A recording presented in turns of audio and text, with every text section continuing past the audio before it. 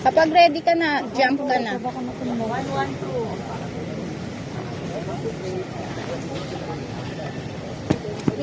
Ayan, tama na yan.